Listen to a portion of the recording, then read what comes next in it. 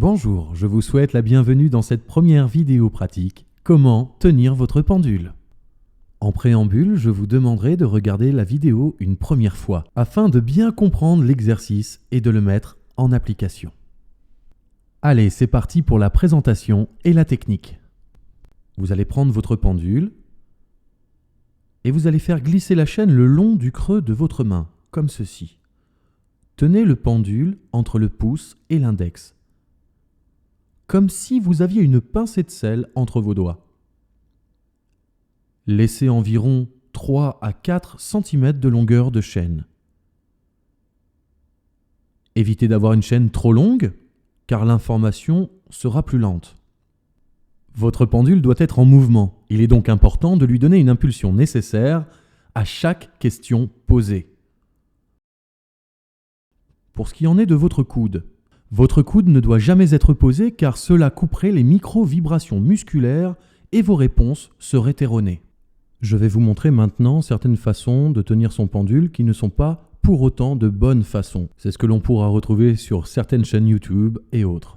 Et surtout, ne prenez pas en exemple ce que je vais vous montrer maintenant. Voici le premier exemple.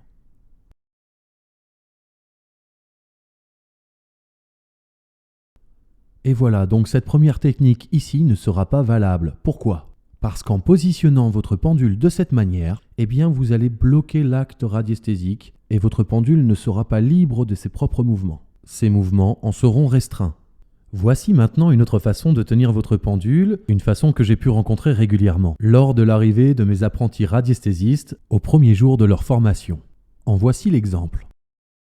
Voilà, donc ici, je vais tenir mon pendule en chaîne très longue, au bout des doigts, coude posé. De toute évidence, on peut constater ici que le pendule va mettre beaucoup plus de temps à réagir pour donner une réponse. Et bien souvent, en utilisant cette technique, le coude va être posé. Je vous rappelle ici que le fait de poser votre coude va donc bloquer l'acte radiesthésique et vous donner des réponses erronées. Je vous rappellerai aussi l'importance de donner une impulsion à votre pendule, de façon à ce qu'il soit en oscillation. Vous avez pu voir ici les façons les moins efficaces d'utiliser votre pendule. Je vais donc vous montrer maintenant la meilleure façon pour moi d'utiliser le pendule. C'est parti. La meilleure façon au départ de bien tenir son pendule, c'est d'être le plus décontracté possible. Nous allons relâcher les épaules, complètement détendues. Une notion qui est également importante, pensez à respirer, s'il vous plaît. Il est important de ne pas bloquer sa respiration. Ensuite, nous allons prendre notre pendule en main, comme expliqué précédemment. Une longueur de chaîne moyenne entre 3 et 4 cm au bout des doigts. Et ensuite, émettre une impulsion franche. Ne soyez pas timide. Ensuite, vous pouvez mettre à l'arrêt votre pendule. Soit vous le laissez s'arrêter tout seul, ou alors vous le bloquez. Je rappelle ici pour les exercices suivants qu'il faudra, avant de mettre en oscillation votre pendule, avoir déjà posé votre question dans votre tête. Il sera judicieux de revenir plusieurs fois sur la vidéo en cas de besoin pour vraiment bien comprendre la tenue de votre pendule.